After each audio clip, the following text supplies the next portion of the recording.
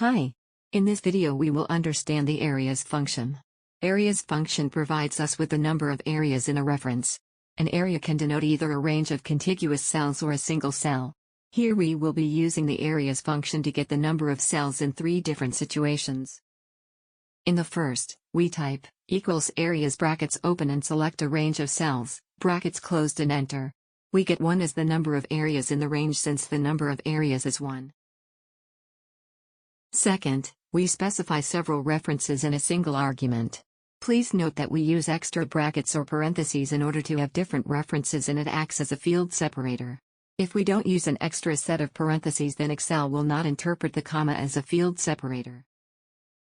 Third, we again type equals areas brackets open, we select a range of contiguous cells and select the reference cell brackets closed.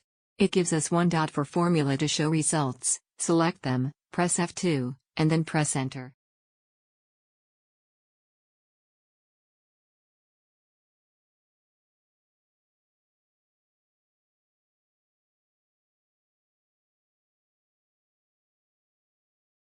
Fourth, we again type equals areas brackets open. We select a range of contiguous cells and select the reference cell brackets closed. For formula to show results, select them, press F2, and then press enter.